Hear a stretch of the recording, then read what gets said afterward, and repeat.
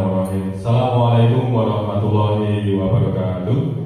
Waalaikumsalam warahmatullahi wabarakatuh. Selamat pagi Bapak-Bapak Ibu semuanya. Yang saya hormati Bapak Apoteker Darto Jasa Farmasi selaku Kepala Sekolah SMK Bina Nusantara Karanganyar. Yang saya hormati Bapak-Bapak dan Ibu Guru SMK Bina Nusantara. Dan tak lupa narasumber kita pada pagi hari ini dari calon guru penggerak. Beliau Bu Heni Ratna Kurniawati dan Bapak Sumaryono Karyo Pamukas, yang mana di pagi hari ini akan memberikan beberapa hal terkait apa yang sudah beliau dapatkan selama menjadi calon guru penggerak. Salawat beserta salam semoga tetap alhamdulillahirrahmanirrahim, puji syukur kehadirat Allah Subhanahu wa taala, yang mana pada pagi hari ini kita dapat berkumpul bersama dalam rangka acara diseminasi CBP Angkatan 11 Kabupaten Karanganyar di SMK Bina Nusantara hari ini tanggal 23 Agustus 2024 tanpa halangan suatu apapun. Maka rasa syukur kita ungkapkan bersama-sama dengan membaca hamdalah bersama. Alhamdulillahirrahmanirrahim. Salawat beserta salam semoga tetap tercurahkan kepada Nabi kita Muhammad SAW, yang mana di hari akhir kita tunggu-tunggu syafaatnya. Amin. Allahumma amin. Di sini saya sebagai pembawa acara izinkan membawa acara pada pagi hari ini, di mana acara yang pertama adalah pembukaan. Marilah Bapak Ibu semua, acara pada pagi hari ini kita buka bersama dengan berdoa bersama. Kita mohon kepada Tuhan Yang Maha Esa semoga acara pada pagi hari ini berjalan lancar tanpa ada suatu apapun. Berdoa sesuai dengan yang Dia ingin masing-masing.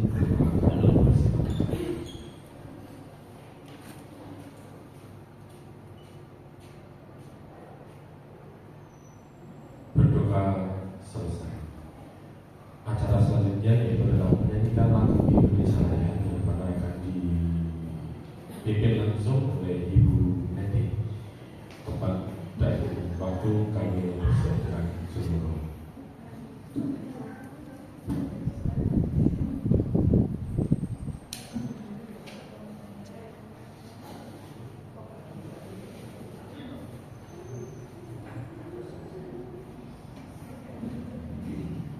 Hari ini mohon untuk bernyanyi.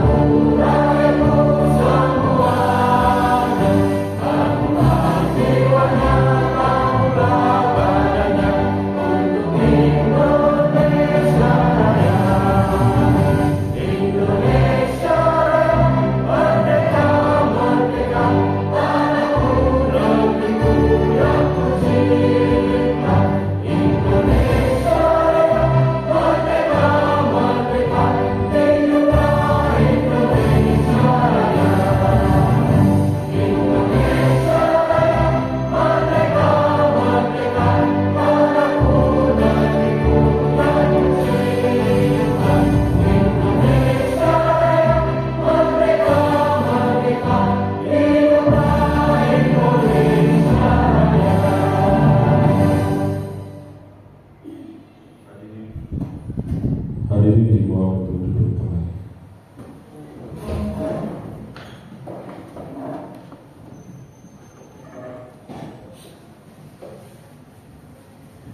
Dilanjutkan acara selanjutnya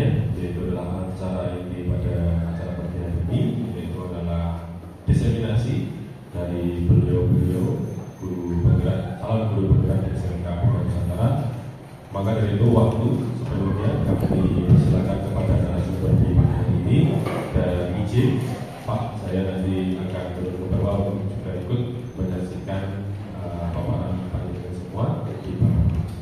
Maka dari itu sebelumnya kami persilakan kepada para narasumber semua.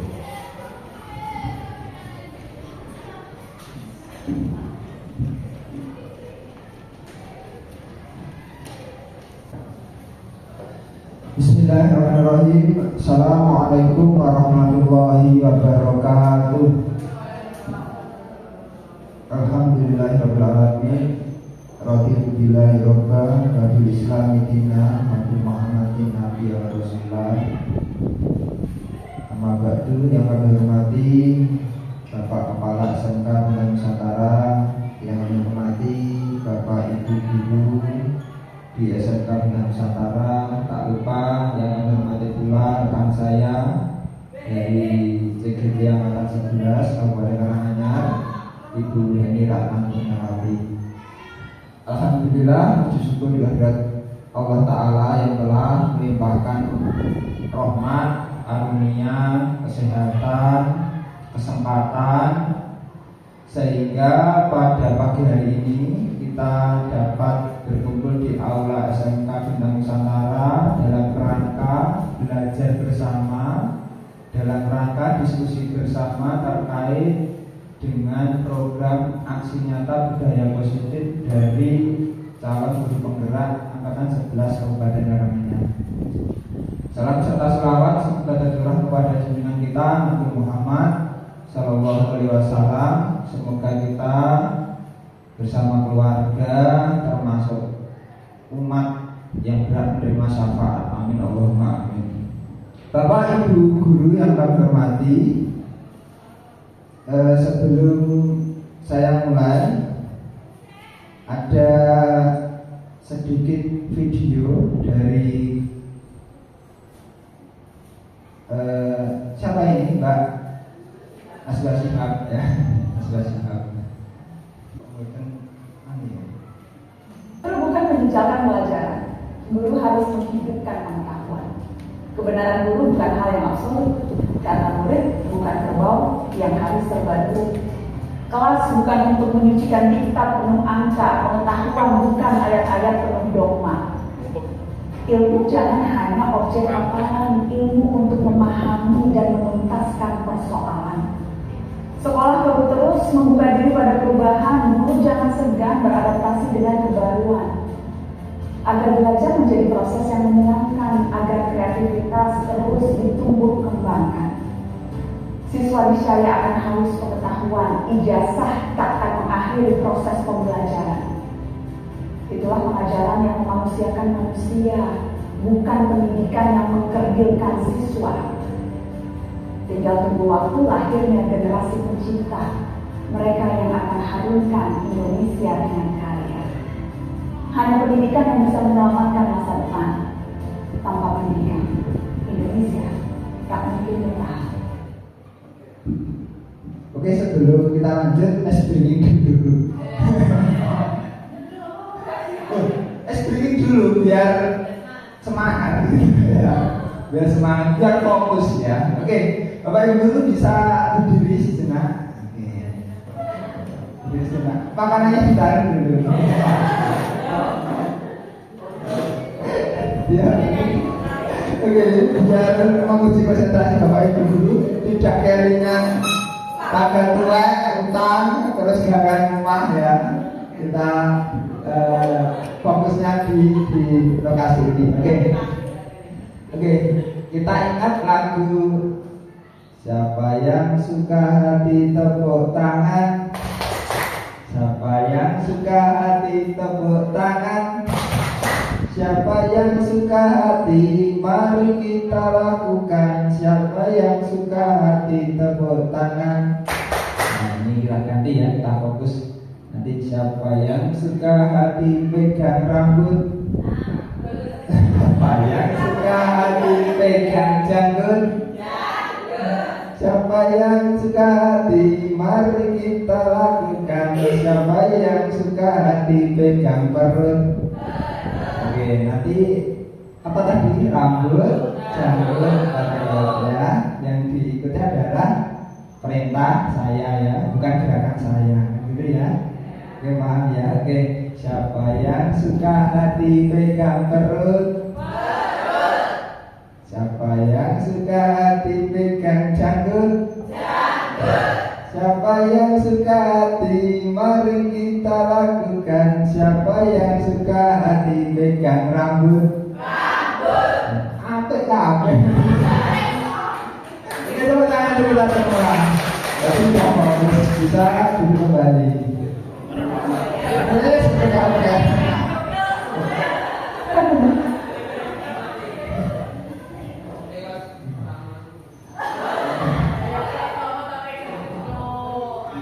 Ya Bapak Ibu guru, di sini juga kami menyampaikan diseminasi terkait dengan disiplin positif di lingkungan sekolah. Yang pertama, Bapak Ibu guru menjadi guru di sebuah sekolah pasti mencita-citakan sekolah yang pertama memiliki iklim sekolah yang aman, inklusif dan juga merayakan kebinekaan.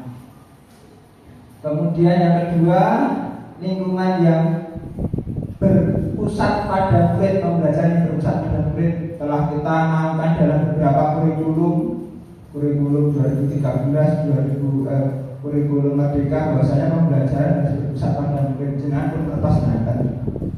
Mungkin tidak uyai segoro. Dan yang terakhir, pendidik yang reflektif, gemar belajar, berbagi dan berkolaborasi. Artinya apa Bapak Ibu guru? Ketika selesai pembelajaran, maka kita harus mengadakan refleksi kepada murid, pembelajaran apa yang telah kita pelajari, kemudian untuk menggali pengalaman siswa tersebut, untuk juga mengevaluasi kegiatan belajar kita. Kadang kan konsep kita kesusu. Oke teman-teman, ini anak-anak pembelajaran sudah selesai, mari kita tutup dengan hamdalah, nah gitu ya. Pelajarannya kurang rampung kan ditutup. Kadang bel, terus ya tak sebenarnya. Jadi belum tidak ada evaluasi atau refleksi dari seorang pendidik. Lingkungan aman dan nyaman berbasis disiplin positif di sekolah akan berdampak secara maksimal pada perkembangan dan pembentukan karakter peserta didik. Jadi inti dari pembentukan karakter yang kita naungkan di SMK BIMUS ini berawal dari disiplin positif di lingkungan sekolah kita. Kemudian yang pertama, disiplin positif dan nilai-nilai kebajikan universal. Bapak Ibu, di sini saya mempunyai sebuah koin, tak bagikan dulu di koin ini memang. Ya, ini tak tahu dibagikan ya. Satu orang satu aja. Tapi satu bisa satu, maaf, satu bisa satu. Jadi seharusnya bergandengan sama temennya, sampingnya. Ya.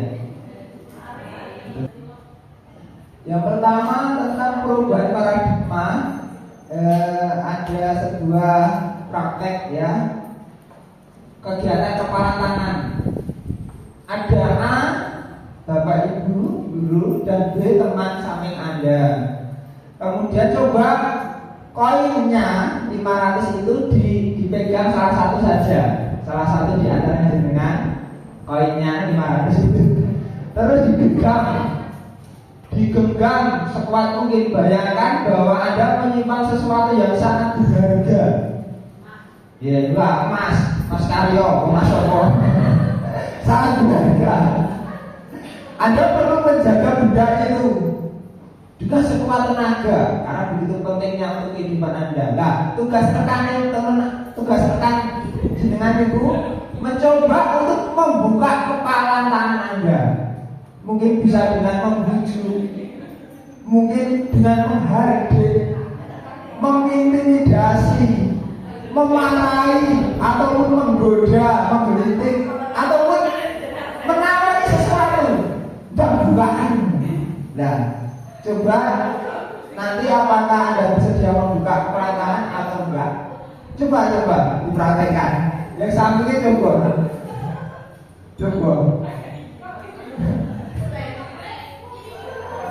Ini kok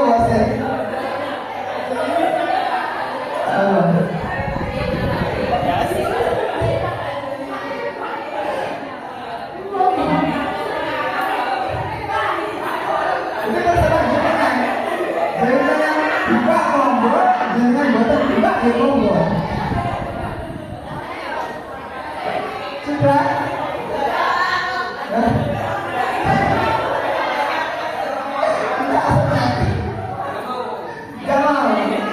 Gak mau, oke. Apakah Anda atau teman Anda itu membuka kepala tangan? Gak mau ya? Ya.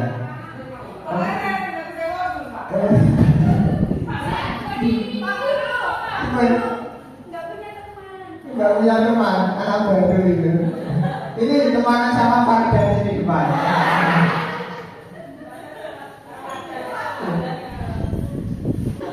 Siapakah yang sebetulnya menutup kepala tangan ataupun yang berusaha membuka tangan? Kita siapa yang mengontrol? Yang memegang uang atau yang ingin membujuknya? Yang memegang. Bahasanya kesimpulannya, setiap orang itu memegang kontrol atas dirinya sendiri, tidak bisa dipaksa.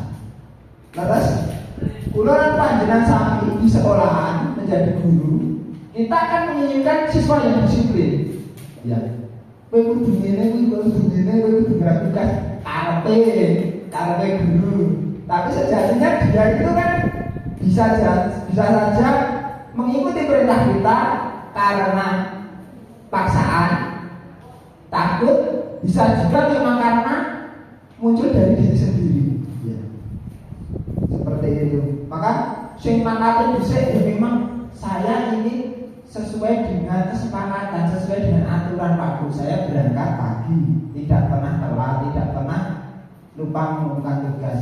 Tetapi ada juga siswa ini dipandangi kudu makan jam itu telat terus. Ya itu tadi kesimpulan bahasanya setiap orang memegang kontrolnya sendiri-sendiri dan tidak bisa dipaksakan. Ada perubahan paradigma stimulus respon dan juga teori kontrol. Stimulus respon, kita mencoba mengubah orang agar berpandangan sama dengan kita. Kadang kita maksa, gitu. Pokoknya kudu ngene iki. Tetapi dalam teori kontrol, kita harus berusaha memahami pandangan lain tentang dunia. Setiap orang itu memiliki pandangan berbeda-beda, memiliki pendapat berbeda-beda. Yang kedua, stimulus respon, menurut banyak orang, perilaku buruk seseorang dilihat sebagai suatu kesalahan. Ketika anak melakukan kesalahan, keburukan, itu berarti itu salah, kamu salah. Sejatinya kalau dalam teori kontrol, semua perilaku memiliki tujuan. Entah itu perilaku baik maupun buruk, pasti ada tujuannya, pasti ada sebabnya. Misal, teman saya pernah PKL di Rutan Solo, itu ketemu sama pembunuh. Ya, pembunuh itu kan kalau dalam hati nurani kita kan itu perbuatan yang salah. Tetapi kenapa dia melakukan tersebut? Karena istrinya selingkuh dengan orang lain, yang dibunuh selingkuhannya itu. Ini kisah nyata, memiliki tujuan. Maka dari itu kita kalau menghadapi siswa yang melakukan kesalahan atau kekeliruan atau pelanggaran, tidak boleh langsung mengecam salah. Ini keliru. Makanya kemarin ketika teman-teman OSIS melakukan MPLS, ketika siswa itu terlambat, jangan langsung disalahkan, jangan langsung dihukum, ditanya dulu. Bisa saja di jalan, bos, di jalan ada halangan atau di rumah pasti ada sesuatu, harus ditanya dulu. Siswa terlambat, ditanya dulu. Kowe telat maju kenapa? Ayo langsung nyapu latar. Biasanya belum dikasih galak. Ya Bu. Yang ketiga, orang lain bisa mengontrol saya.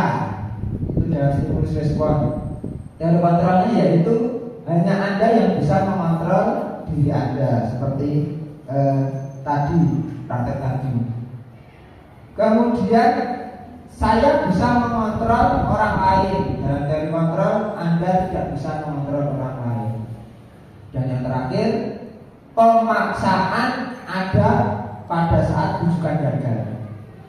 piye Pak? Wong dikai disiplin ngene-ngene aturan ngene ora ditaati dipaksa wae. Kene iki cacahnya ora dipaksa ora jadi. Kadang kan ada teori seperti itu ya. Terus puncak dari emosi sebuah peraturan iki ora dipaksa dadi Pak, kudu dipaksa. Tetapi kalau dalam teori kontrol, kolaborasi dan konsensus menciptakan pilihan-pilihan baru, diajak diskusi bersama mencari titik temu. Seperti itu. Kemudian, apakah makna dari disiplin? Disiplin berasal dari bahasa Latin disiplina, yang artinya belajar. Disiplin diri membuat orang kembali potensinya menuju sebuah tujuan apa yang dihargai. Namun dalam budaya kita makna disiplin telah berubah menjadi sesuatu yang dilakukan seseorang pada orang lain untuk mendapatkan kepatuhan. Kadang orang itu disiplin wedi yen dihukum. Aku disiplin wedi yen ora dihargai.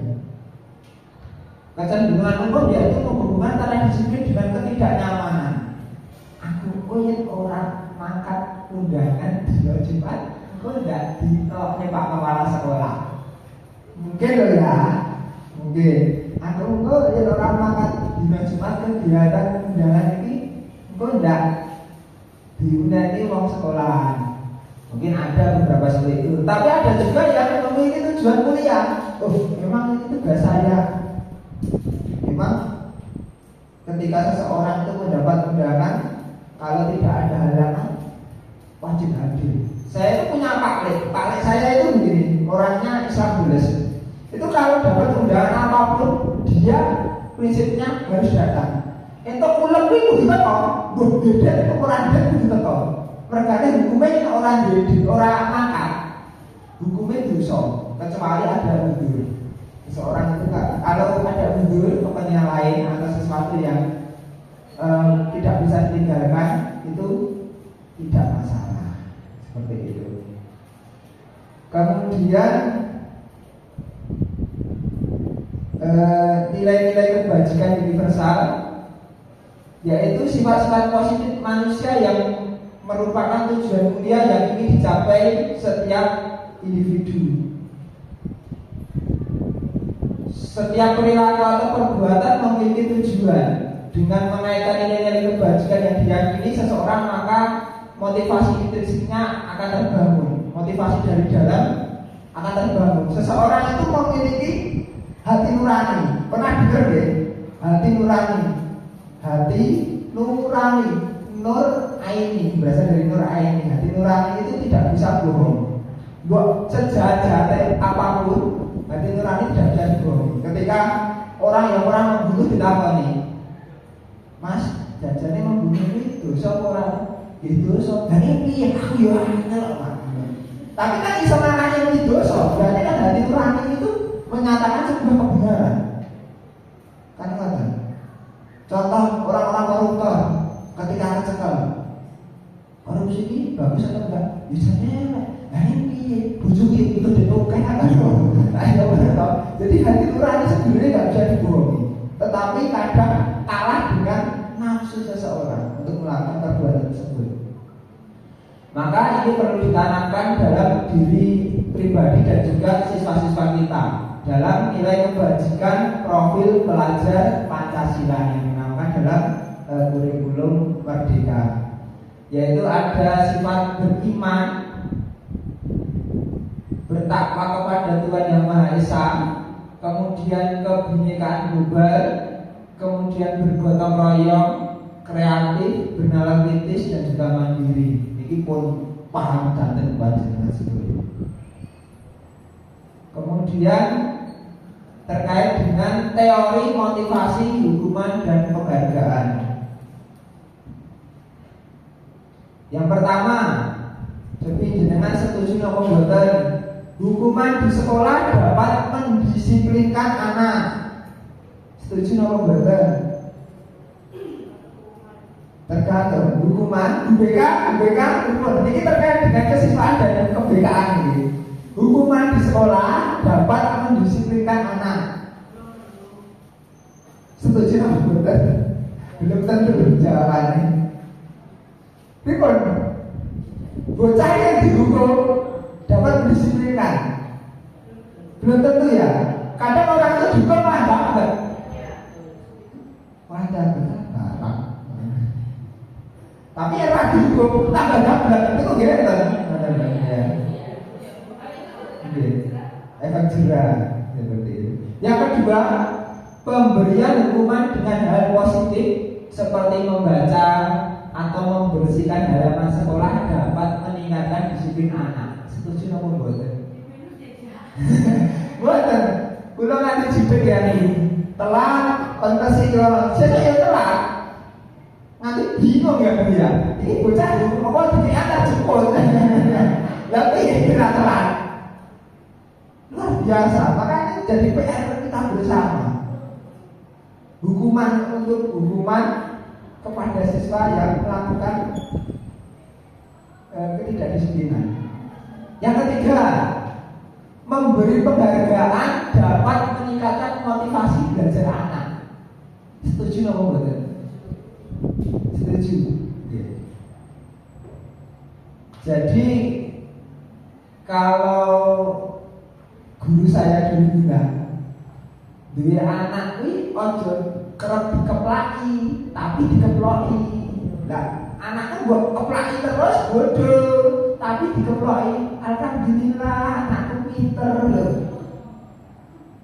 Rasanya seneng kan bener. Pernah kamu mboten? Pernah. Ketemu tangan anak-anak lho, diberi penghargaan. Penghargaan ora kudu duwe kayak ide. Betul kayak dia. Ya itu jauh lebih bagus. Kalau enggak, saya dulu ketika sekolah kan, gue pengen siji tak jak pengen taman leh, karena saya dari kecil kan pernah ke taman. Iya bu, nek orang tahu pengen siji, paling dari kita lupa apa limo tak tahu pengen siji. Ya setelah jadi taman. Kadang anak itu kan punya kenangan, ya kan. Wah, aku bisa ngiring, jadi kayak ini kan mantan. Yang keempat, membuat anak merasa bersalah, memberi dampak lebih ringan dibandingkan hukum. Setuju apa enggak? Membuat anak merasa bersalah.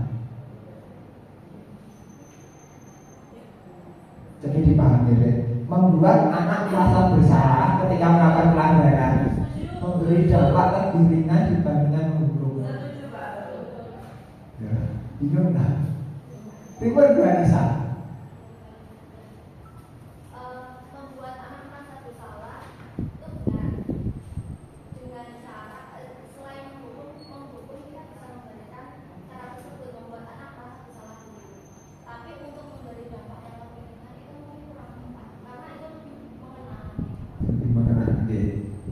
Jadi ini tinggal seseorangnya juga. Kadang kita membuat anak bersalah itu malah tambah dia dong.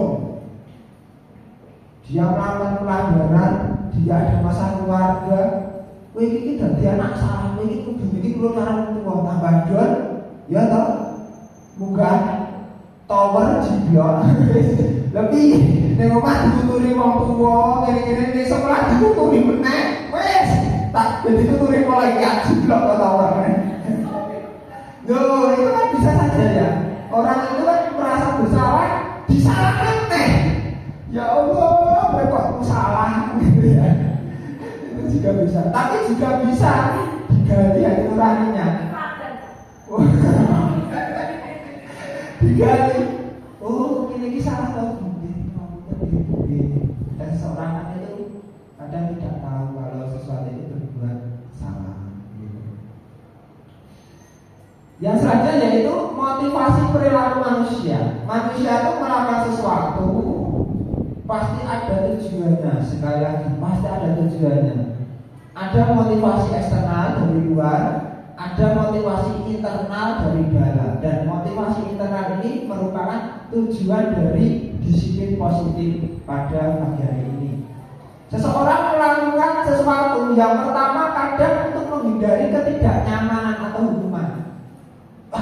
Aku tak bawa seragam pramuka, kok gak dihukum kepala sekolah. Kadang kan kata itu. Jadi pakai tunggu loh, Pak. direwangi main beras. Ya Allah, ya Allah. Itu berarti maaf ya, suatu tingkatan terendah dari motivasi perilaku manusia. Melakukan sesuatu hanya karena ketidaknyamanan. Aku dihukum. Berarti Allah berarti. Ya enggak iya Allah, itu sedikitani. Yang kedua, seseorang melakukan sesuatu itu untuk mendapatkan imbalan atau penghargaan. Dan hitam. Wah, aku tuh pramuka baru kita ngomong lagi di depan jenengan jos jenengan tadi ya gitu jenengan tadi gua saya ini orang dia terus tunggu ya Allah ya terus akhirnya sih senang malah bakal bantu aku ya masa berbagi karo wong kae. Lah ayo wis ae. Niku tiyang Amerika boten Amerika. Itu tingkatan motivasi yang kedua. Rodok lumayan. Belum nglakoni walaupun ada ibadah, rodok lumayan. Dan yang terakhir, yang paling tinggi tingkatan seseorang melakukan sesuatu itu menjadi orang yang diinginkan dan menghargai diri sendiri dengan nilai yang diyakini. Bapak Ibu bincang betul mandi pramuka, nggih, boten terpaksa. Memang sudah diyakini, sudah menjadi nilai dalam hatinya sendiri-sendiri bahwasanya saya menjadi guru siap mentaati aturan perintah dari SMK. Boten bersilo, boten mergo kepaksa, boten mergo engko ben bisa ajur boten. Mangkat tepat waktu. Wah, iki Pak iki mangkate esuk terus mulai sore dhewe. Wah, iki mesti ben jabatan iki mesti. Iki 1 minggu pinjekan.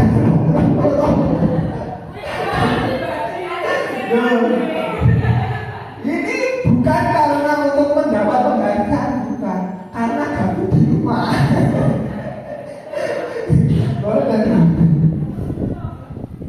Cuma intermezzo. Kemudian ini ada kata-kata dari Ki Hajar Dewantara. Dalam bahasanya Ki Hajar Dewantara, merdeka itu jarwanya Nora melepasi pamrih nanging uga kuat kuwasa mandiri priyangga. Artinya di bawah. Jadi merdeka itu artinya tidak ada terlepas dari perintah. Kita hidup tidak perlu melakukan kegiatan itu karena perintah. Karena memang juga cara untuk memerintah diri sendiri. Memang dari hati nurani diri sendiri. Satu lagi contoh, jenengan yang bangsu kok abang jenengan mandek itu atas dasar saya tahu aturan kalau abang ini mandek. Tapi kalau tidak menurut keyakinan jam 12 ini bangsu abang orang yang kendaraan orang polisi kalau jam 12 ini polisi diterang. Itu berarti kita masih dalam hal motivasi tingkat bawah karena takut hukuman. Tapi kalau memang itu berasal dari nurani, arpo jam 12 bunyi jam 2 bunyi, iya bangsu jenenge aturan yang mandek, yo mandek arpo sepi, yo mandek. Koncone kadang ayo mandek bunyi bel. Ora ngerti apa. Ya, memang didik. Oke. Jadi ada sebuah video yang apa tidak kesal. Apa? Nanti tidak habis. Alah, dokumentasi nih.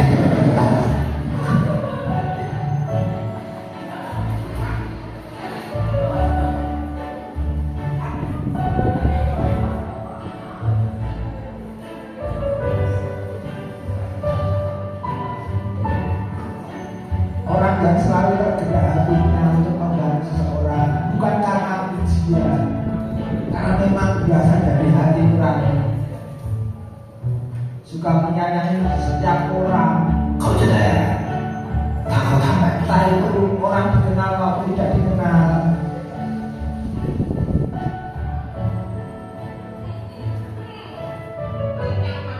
Selalu menolong orang lain, mencintai sesama makhluk.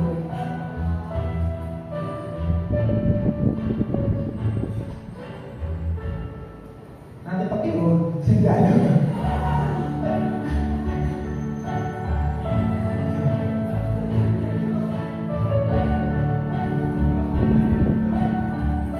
Kau coba adaอะไรเลยไม่ได้เปิดเผย Taat beribadah, ไม่ได้ออกทีวีไม่มีใครรู้จักไม่ได้มีชื่อเสียงที่มากขึ้น membuat orang senang nyaman dengan kita.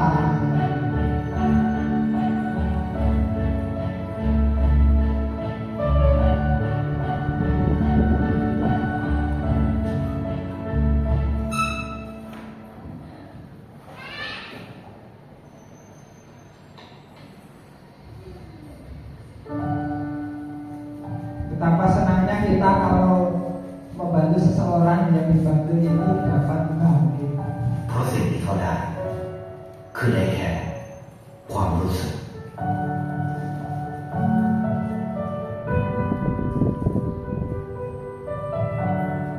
ได้เห็นความสุข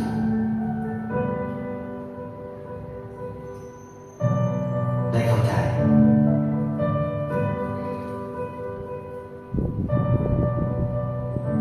ได้ความรักได้ในสิ่งที่เงินซื้อไม่ได้ได้โลกที่สวยงามกว่าเดิม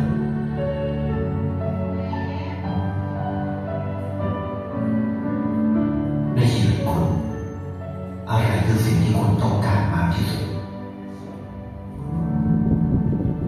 Di Bapak Ibu, ini adalah iklan asuransi di negara Thailand. Luar biasa. Oke, materi selanjutnya yaitu tentang keyakinan kelas yang akan disampaikan oleh rekan kami yaitu Bu Heni Ratna Kurniawati. Kepada beliau kami persilakan.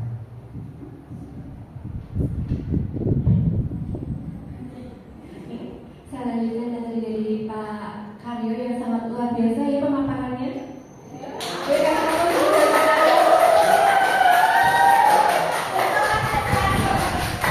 Apresiasi kehadiran Bapak Karyo. Gimana masih semangat? Masih ya? Gak usah sleeping dulu nih. Oke, pembelajaran yang ketiga itu tentang keyakinan kelas. Mungkin Bapak Ibu sudah pernah menerapkannya di kelas masing-masing ya, apalagi yang wali kelas pasti sudah pernah membuat keyakinan kelas dengan anak didiknya, peserta didiknya. Oke, mengapa keyakinan kelas? Mengapa bukan peraturan kelas? Mungkin ada yang bisa membantu menjawab. Kita diskusi bersama aja ya. Saya nervous ini berdiri di sini di depan teman-teman yang sangat luar biasa. Mungkin ada yang bisa membantu menjawab mengapa keyakinan kelas bukan peraturan kelas.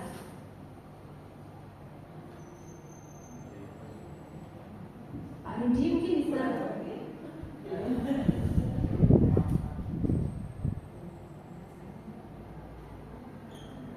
Ayo Pak. Bu Elisa bisa membantu menjelaskan? Menurut saya kalau peraturan itu sesuatu yang harus ditaati dan itu anak-anak sangat susah dalam menaati peraturan dan terbukti bahwa peraturan itu untuk dilanggar. Kalau untuk dilanggar, kemudian kenapa kita butuh keyakinan? Karena kita menciptakan siswa yang penuh kesadaran dalam melakukan sesuatu dan bertanggung jawab. Jadi dibuatlah keyakinan atau mungkin bisa kesepakatan. Terima kasih Mbak Lisa, luar biasa. Ya, kalau peraturan kelas itu biasanya dibuat oleh gurunya masing-masing. Kalau untuk keyakinan kelas itu adalah ada timbal balik dibuat dari guru dengan peserta didik. Ya. Boleh kita? Ini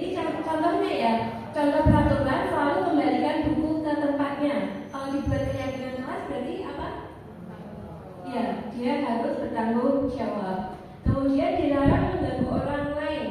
Keyakinan kelasnya adalah berupa menghormati orang lain.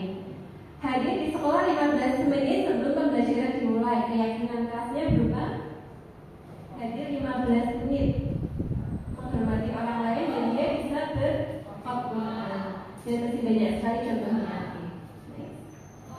Ya, pembentukan keyakinan kelas itu ada contohnya ya.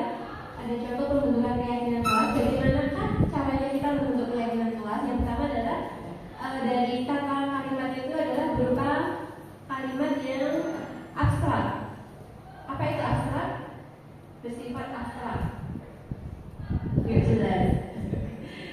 Kemudian berupaya pernyataan universal. Universal berarti dia adalah pernyataan yang berbentuk umum, ya, bukan bentuk khusus. Kemudian dibuat dalam pernyataan positif.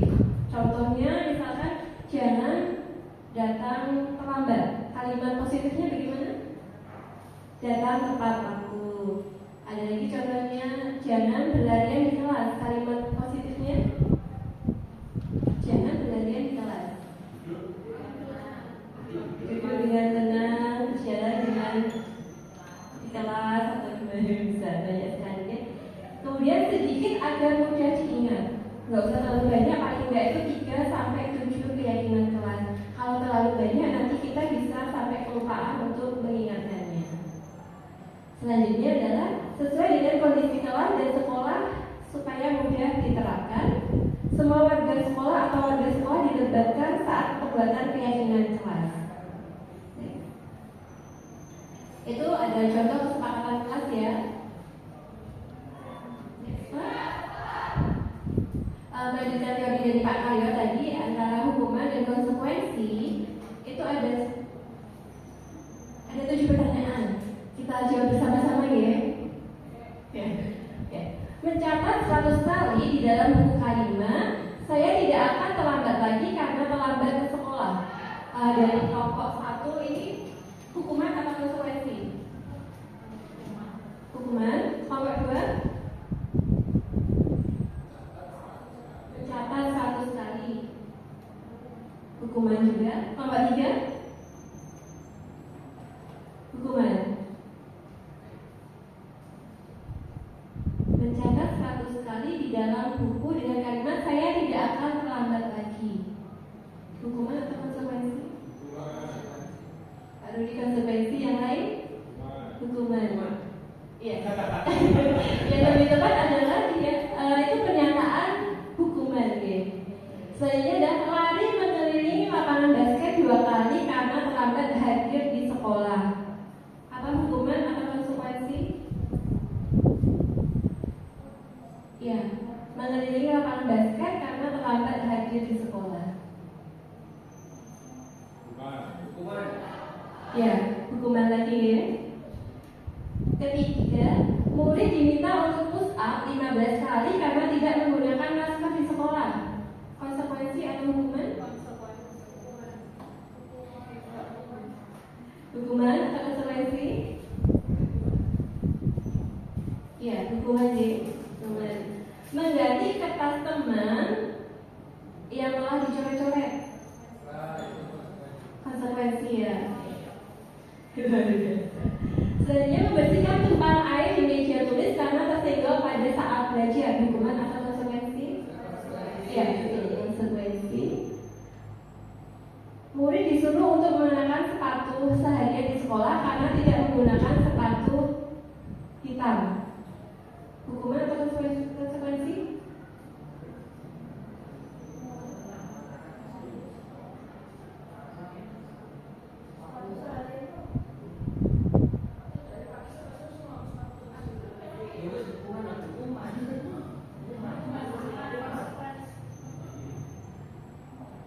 Hukuman atau konsekuensi? Ya, hukuman ya. Dan yang terakhir yaitu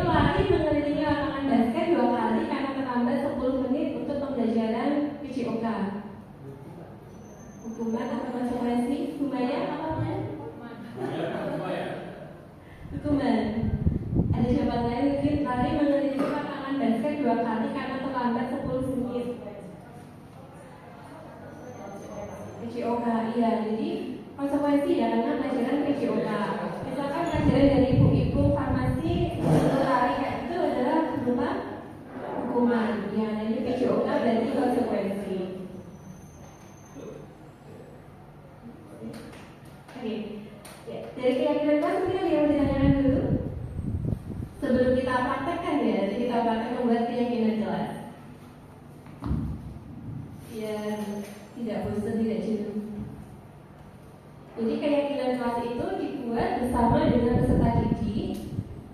Kemudian sudah banyak sekali kita mungkin kan peserta didiknya ada 30. Kemudian supaya tidak banyak kita apakan? Iya, kita mungkin ada yang dengan kata-kata yang sama itu yang kita perinci dengan kalimat yang lebih positif. Kita buat 3 sampai 7 untuk keyakinan kelas. Kemudian setelah disepakati bersama, ditandatangani bersama, kemudian ditempel di kelas. Itu adalah cara pembuatan keyakinan kelas. Kita juga bertanyakan dulu? Belum ya? Kita lanjut praktek ya.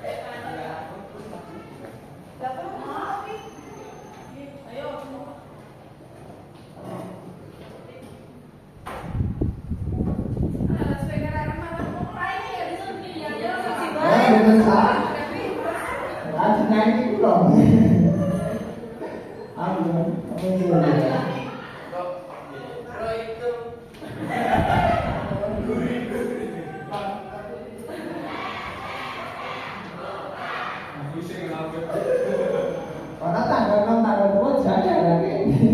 Tanggal 2 agak mati saya. Sampai itu ya. Oke, ini coba kita sedikit bacakan ya. Untuk kelompok 1. Pak. Ini ada. Oh, ya bro, sekarang sampai masa bro kelompok 1 sini. Kelompok 1. Peraturannya datang tepat waktu. Ya, cocok. Cocok. Kuku tidak boleh panjang. Pada kodrat alam.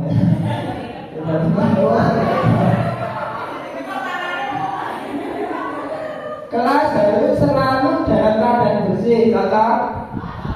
Agar rasanya cocok. Terus tidak boleh make up berlebihan. Cocok buatan. Tidak boleh bermain HP pada saat pelajaran berlangsung. Setuju? Yang terakhir, membersihkan kelas sebelum pelajaran dimulai. Ini sama ya, yang membersihkan kelas sama yang kelas harus keadaan bersih ini sama.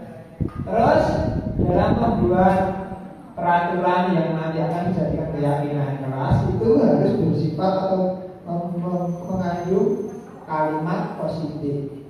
Tidak boleh ataupun tidak disarankan menggunakan kalimat atau kata negatif. Kata negatif seperti apa? Tidak boleh, jangan, dilarang, seperti itu. Maka ini ada dua poin yang menggunakan kalimat negatif. Tidak boleh make up berlebihan. Kira-kira kalimat positifnya apa? Tidak boleh. Yakin saya praktek. Tidak boleh make up berlebihan. Nah, penggunaan make up yang sewajarnya. Tidak boleh melebihi bubur. Pakai lari keleben. Ya, selanjutnya tidak boleh bermain HP pada saat pelajaran berlangsung.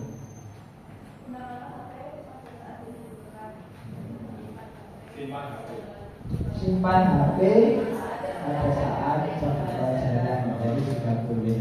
Ya, itu menjadi positifnya. Dan biasanya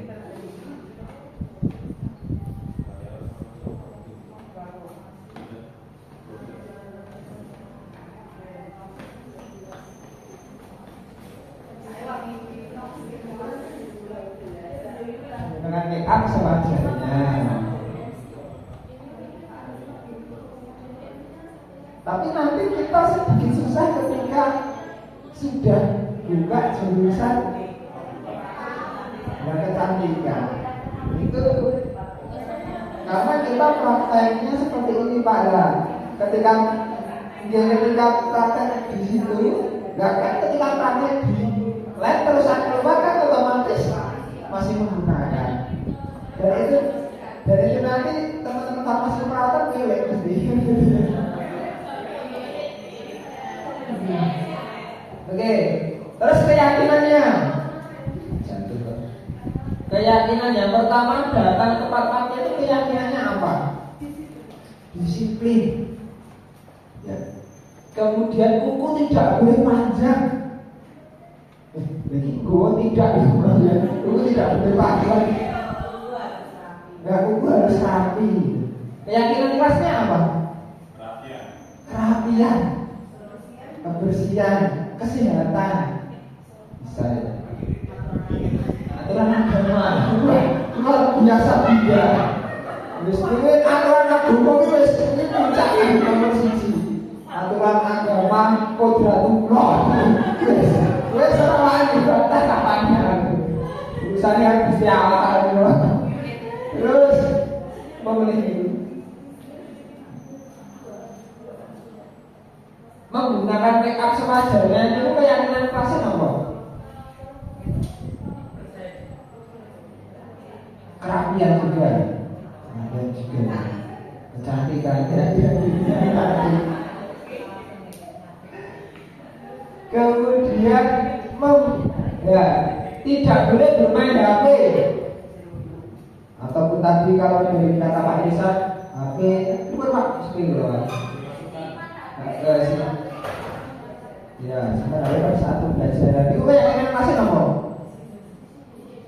Disiplin atau bertanggung jawab. Seperti itu. Kemudian ini juga ada dari nomor 2 peraturannya datang tepat waktu seperti kelompok 1 tadi. Terus dilarang menggunakan HP kecuali instruksi dari guru ya. Tadi sesuai. Tidak boleh menggunakan kuteks dan berketupan jam ya. Mirip. Tidak boleh mencoret dinding dan meja. Nah ini kira-kira kalau dijadikan positif gimana? Tidak boleh mencoret dinding dan meja.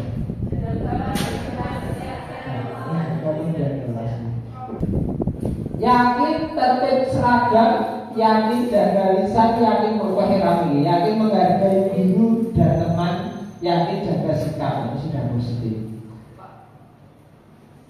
Oh, Pak. Tidak boleh membuli atau bertengkar dengan teman. Nama positif itu apa?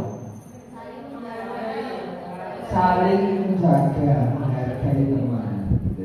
Terus harus menciptakan suasana kelas yang aman, ya sudah positif. Oke. Langsung saja yang terakhir ada peraturan yang menghormati guru dan sesama teman sekelas. Nah, ini sudah positif. Kemudian dilarang makan ketika latihan berlangsung. Dilarang makan. Kenapa?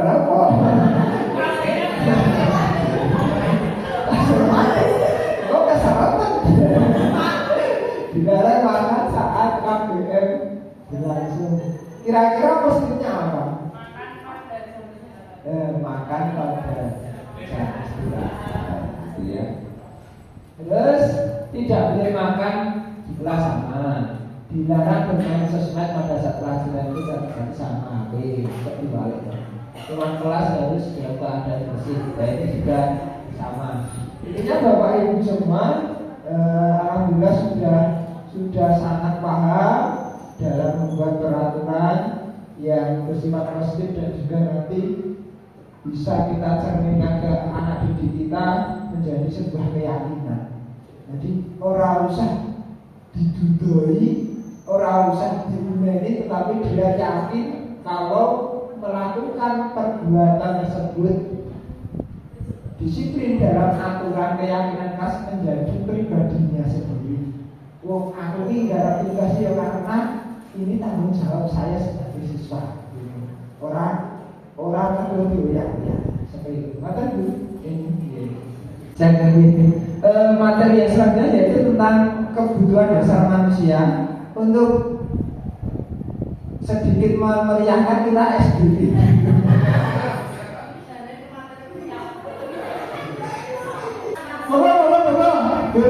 Ada satu diri itu ya. Udah kesal ya. Oke, silakan tiru kegiatan ataupun senamnya mbak-mbak cantik ini. Oke, 1, 2, 3. Itu dua ya.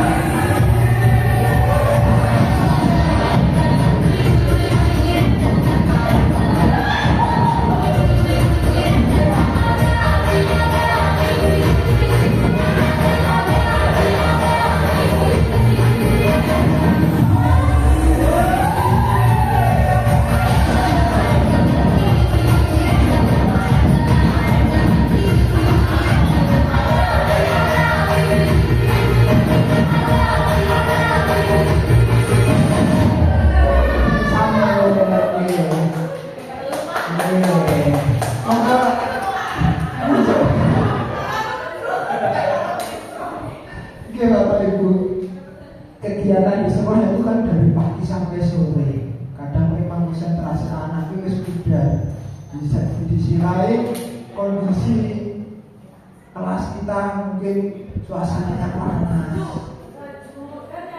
Oh yakin, sebenarnya yakin nih, saya setuju. Perkara ini panas. Maka diperlukan sebuah SBG. Dan jenengan jujur materi rojak. Dulu dengan lebih baik SBG kalau mengajar materi 5 menit. Sebenarnya masuk materi video kayak misalnya Pak Rudi masa SBG dulu biar fokus. Lah kalau fokus, lah kosong, ya enak tidak fokus. Maka dilatih otaknya biar fokus dulu dalam KPM tersebut. Materi yang selanjutnya ada kebutuhan dasar manusia. Oke. Ada pertanyaan tematik yang nanti akan kita hubungkan dalam materi. Ibu Ambar, guru wali kelas 10 di SMK Harapan Bangsa, sedang bingung menghadapi ulah salah satu murid di kelasnya namanya Doni. Di beberapa anak di kelas 10 telah datang padanya dan mengeluhkan Doni seringkali minta bekal makan siang kepada teman-temannya dengan paksa. Jika Anda seorang guru menghadapi seperti Ibu Ambar, apa yang Anda lakukan? Kita pripornya bocah senengannya jari pananane kancane dengan paksa. Pripun Bu BK? Sing tanya Bu BK mawon. Pripun yang jenengan dados Bu BK enten sisa sing laporan Bu, Doni kan senengane jari pangananku terus Bu jibuke pangananku kroyok bahasane. Kan perbedaan bahasa kan kroyok. Iku pripun? Oh, pendekatan dulu sama. Ditanya dulu ya, kenapa?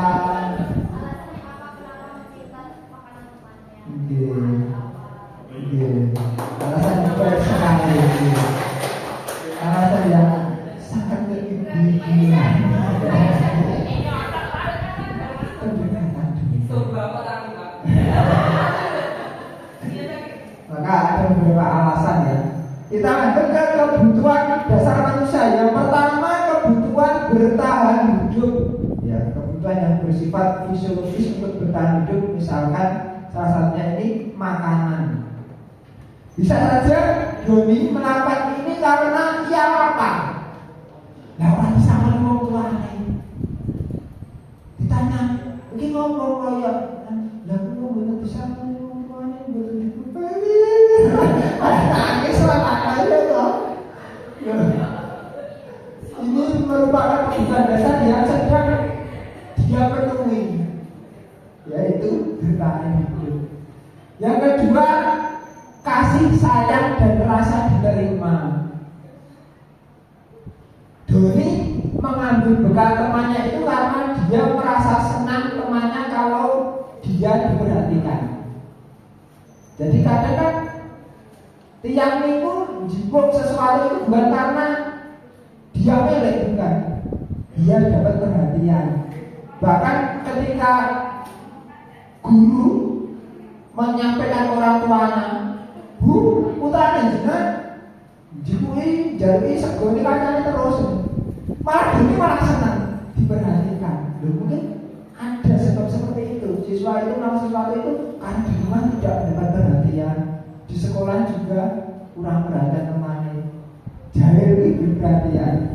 Misal kayak si A ya, pelajaran dulu kok mulai kono, kalau disebut percaya, mulai kono.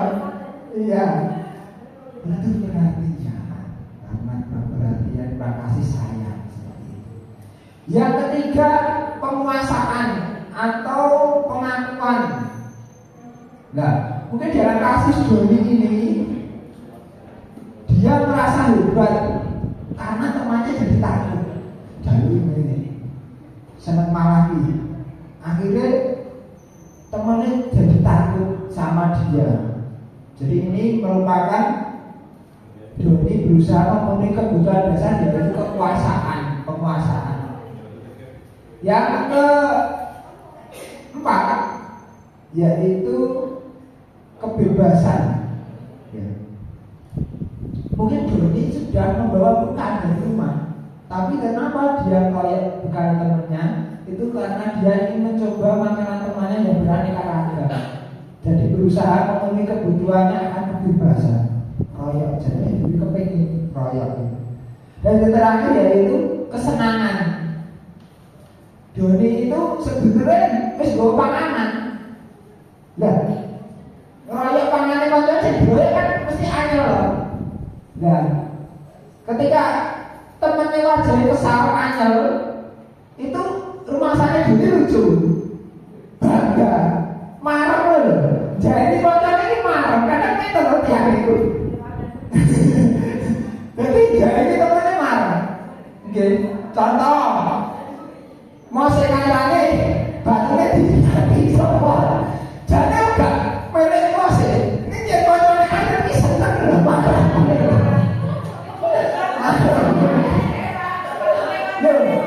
Ya itu merupakan kebutuhan dasar untuk memenuhi kesenangan.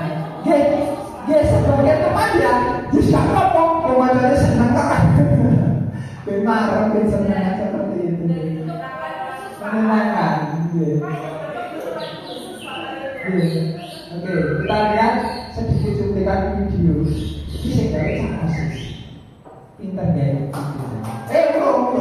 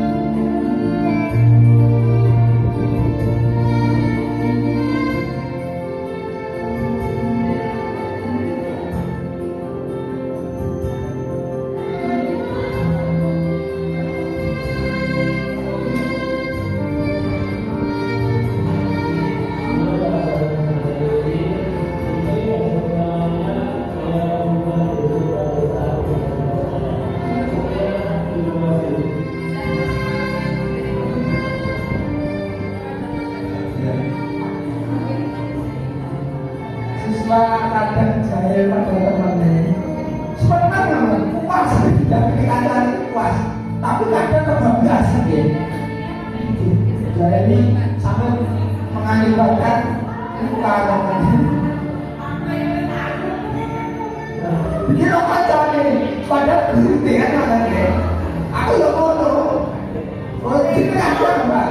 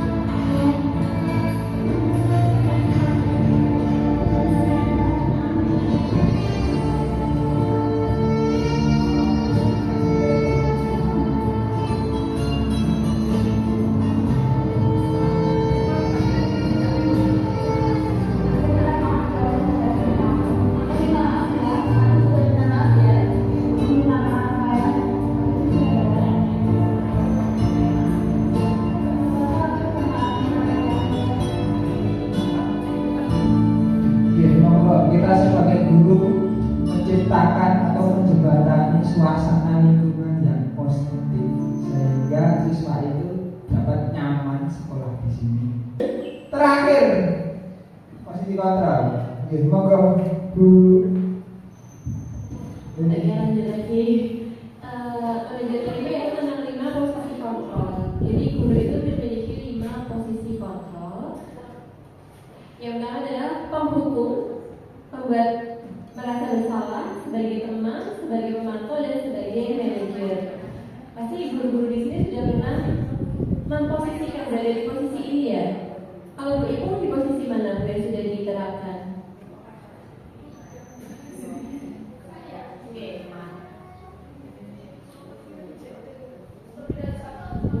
Boleh lebih dari satu.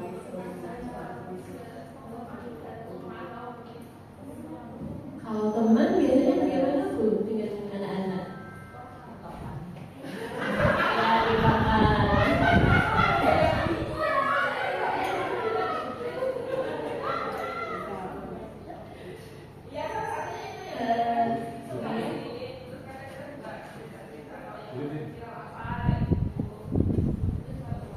Temannya tadi sebagai apa? Pemantau bagaimana biasanya dilakukan?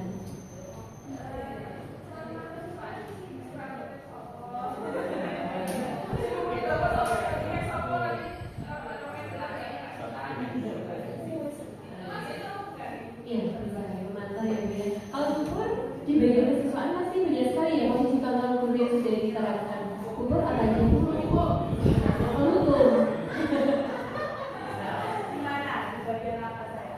Ya, ada 5 itu di kesiswaan.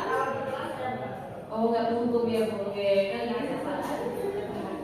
Kalau di sekolah memang itu anak saya. Ketika sudah dengan saya, nanti bisa ditanya kalau saya memberikan hukum sudah menjadikan kesepakatan.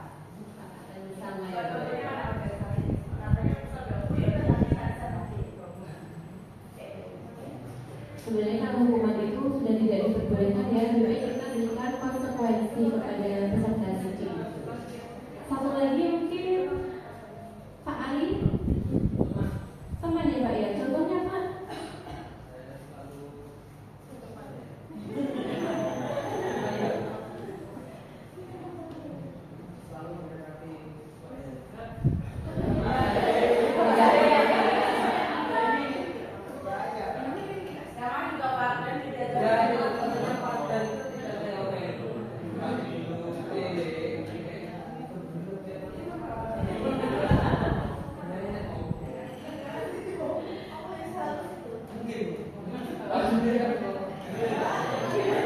Bagus sekali. Jadi rata-rata sudah pernah diterapkan ya, kalian Bapak Ibu guru sudah pernah di posisi 5 kontrol ini. Saya jelaskan sedikit saja ya, penghukum itu biasanya guru adalah memberikan hukuman bisa berupa fisik ataupun secara verbal. Verbal itu secara omongan ya. Fisik mungkin seperti guru tadi disuruh push up 20 kali. Kemudian sebagai pembuat merasa bersalah, itu biasanya guru itu memberikan pendekatan dengan suara yang lembut, tetapi siswa merasakan terpojok.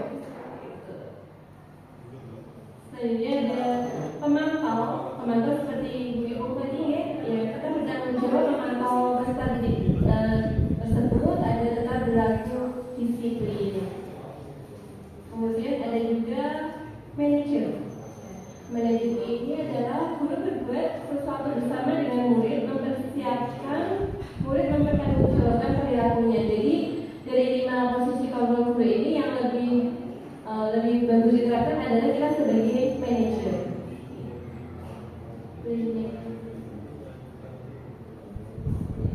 Ya, ini ada contoh kasus siswa tidak memakai atribut lengkap saat upacara bendera. Kalau kita sebagai penghukum, contohnya adalah memberikan hukuman hormat pada bendera selama 1 jam.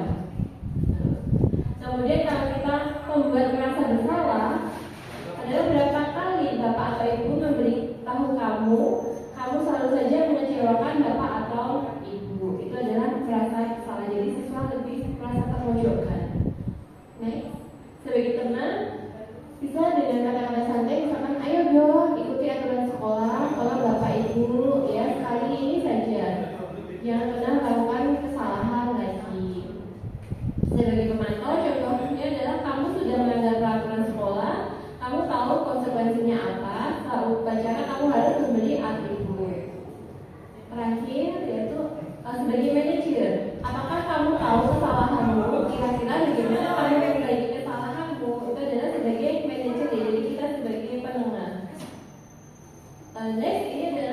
Contoh, posisi kontrol apakah aku jika aku mengatakan saya kecewa sekali dengan kamu. Tadi ada 5, ini termasuk di posisi apa? Saya kecewa sekali dengan kamu.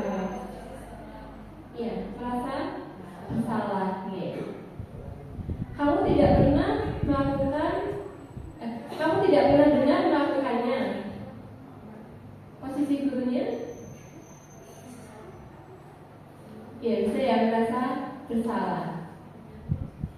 Apa rencanamu untuk menyelesaikan masalah ini? Ya, sebagai manajer, betul sekali.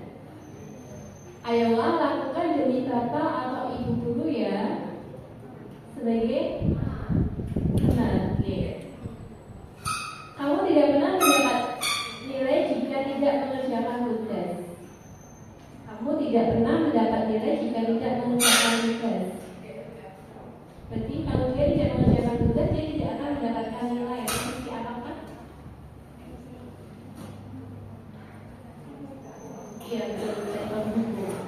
Jadi ada 5 ya. Yang pertama adalah penghukum, membuat rasa bersalah, teman, pemantau, dan manajer.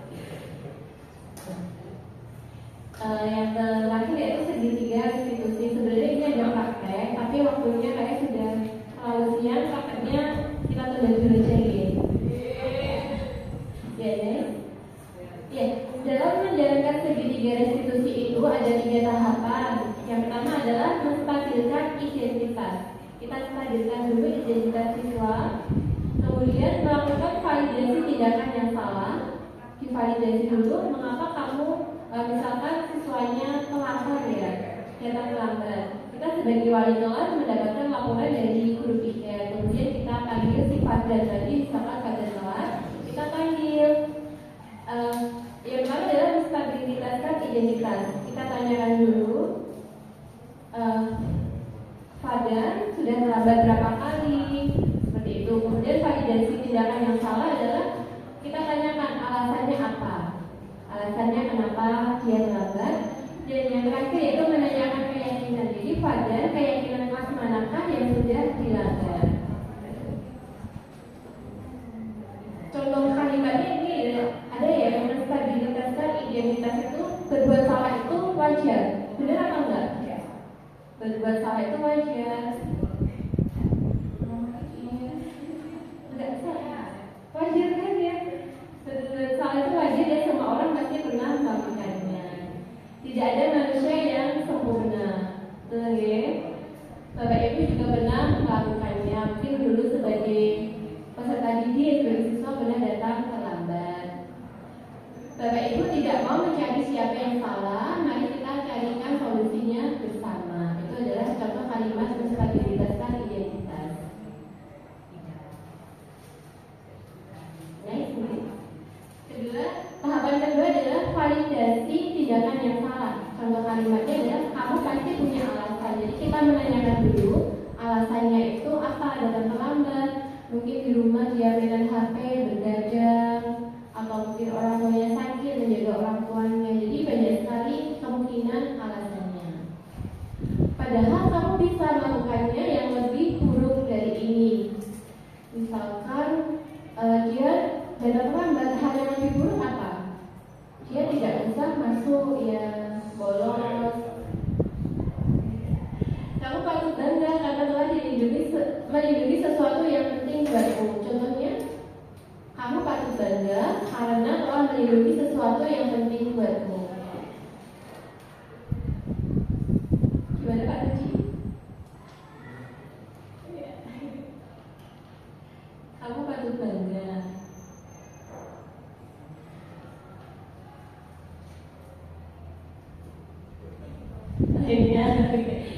Jadi kita jangan memberikan menghakimi peserta didik tadi ya, kenapa telah, jadi kita tetap berikan penghargaan ujian. Dan yang terakhir yaitu kamu melakukan karena mempertahankan sesuatu yang penting buatmu. Jadi kayak merawat orang tua tadi kan penting sekali buat anak tersebut menjadi terlambat. Ya, Pak. Kemudian menanyakan keyakinan kelas. Jadi tahap terakhir yaitu menanyakan keyakinan kelas. Tadi kan sudah dibuat banyak sekali ya. Kira-kira kalau datang terlambat itu keyakinan kelas mana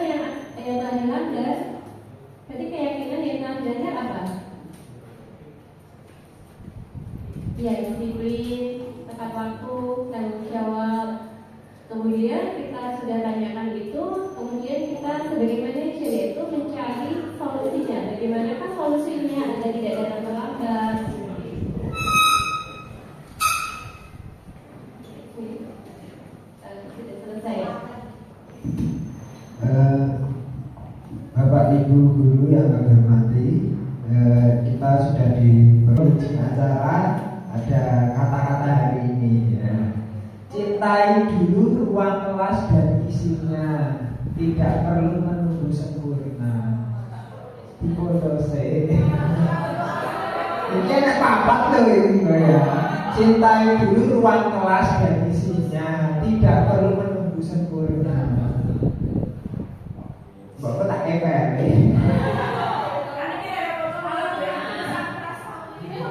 Kalau kamu belum baik menjadi guru, bukan berarti kamu guru. Semua butuh proses, Bapak Ibu.